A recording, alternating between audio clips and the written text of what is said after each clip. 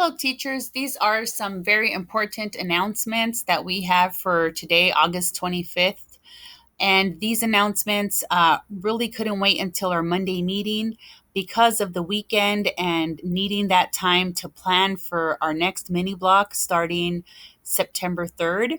These announcements will hopefully clarify some questions and help you be successful in your planning. The first item is no midterms. After much discussion with the corporate office and looking at data and looking at the number of days that we have in the block, and especially because next block we have to dedicate 2 days to benchmark testing, we have decided to remove midterms for mini block 1.2.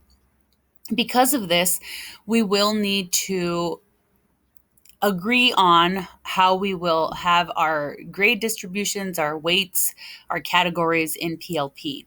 And so we have two options here. The category for option number one is a Google Meets. That is new. And so that's pretty much like your participation, your attendance, your punctuality, all of that would be in this Google Meets category. Activities would be 40%, assessments would be 20%.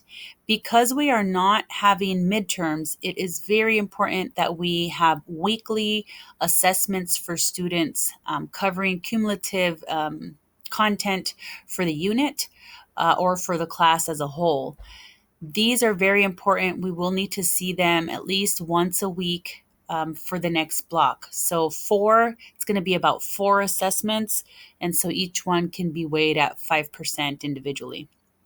The final exam stays the same at 25%. Option number 2, it's very similar. We just do not have the Google Meets grade category in here. You can definitely, of course, put that in with your activities, but it doesn't have its own standalone category. So activities would be 55%, assessments 20%, and final exam 25%. At the end of this video, please click on the link to fill out a Google form where you put in your vote for which option you like best, and we will adopt the one with the most votes. In planning for block 1.2, please keep in mind that your teacher log has the student tracker in it for mini block 1.1, but it does not have it for mini block 1.2. So you will need to make a copy of that sheet in your teacher log, and then of course clean it up and take out the names and put in the new names of the students who you're going to have for the mini block 1.2. Instead of separating it by AM session and PM session, you're going to have it separated by period 1 and period 2.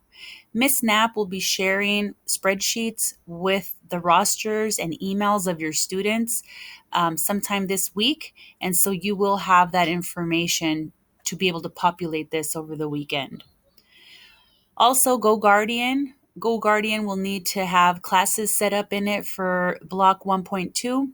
Again, you'll want to do period 1 and period 2, and you will want to put those emails in there to update GoGuardian. We will leave links. After you're done with this video, you'll be able to get some links in the email on how to do that if you've forgotten and you need some assistance with that. Please remember to set up automatic sessions in the GoGuardian calendar. That way you don't have to remember to start a session each day. It will automatically start for you. Number 3 is lesson planning. I believe all but one teacher is having the same prep next block. And so the good news is that we have copied your course from this block into mini block 1.2. So it's a different course, but it has all of the same enhancements that you've made this block, and even enhancements that you're still making. Those two classes are linked. So whatever you're doing right now for your mini block 1.1 class, it's getting copied over automatically to your mini block 1.2 class, the one that's the same prep. So that is good news. You don't have to worry about duplicating your work for your other course. So next block, please continue to enhance your lessons and to continue to use what worked. You tried many things this block, so I'm sure you're going to want to change some things that you did at the beginning of the block for this new start. If you have two classes next block that are the exact same prep, lucky for you. If that is you, then please know that your period 1 class is what we are calling like the parent class. And so whatever you do in period 1 curriculum wise, it's automatically getting updated in your period 2. They call that the child class in PLP. You don't really need to know that. What you need to know is that when you're going to add assignments and curriculum and enhancing that PLP, that when you do it for period 1, it's going to automatically do it for your other period 2. It's the same prep, so we made it that way to make it easier for you. Also, if you're using Google Classroom, please make sure that you continue to provide organized to-do lists and daily agendas for your students in PLP. And also make sure you continue to put graded activities in PLP. If you have any questions about Google Classroom or any of these items, please reach out to a curriculum coach.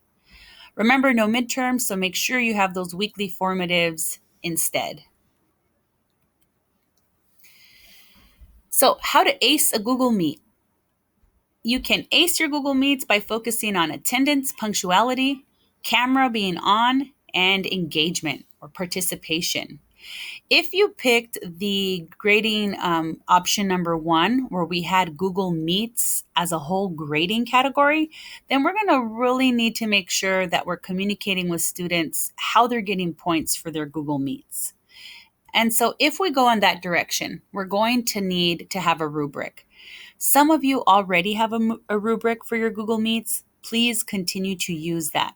But if you don't have a rubric, this is one that you can use. It's ready to go, and it's definitely something that you can adopt. So here we have the ACE, attendance and punctuality. Students who are on time the beginning of class and they're on time every time you ask them to leave and come back, those students will get the full points, 50 points. Students that have their camera on at all times will get another 20 points. Students that are engaged, always answering, always reading aloud when you call on them, answering verbally or on the chat, that's another 30 points. So this is just a breakdown of how students can earn that perfect score of 100 points on their Google Meets. Again, if you don't have something like this, please adopt creating your own rubric or adopt this one. Students have been scheduled into their classes. They will be scheduled this week if they haven't already been. And what you need to know is that the students cannot work on the class. It says no assignments. There's no link for them to work on the class, but they can see it there. So if students ask you questions, just let them know these are classes that are starting September 3rd, and they should not worry about them until September 3rd.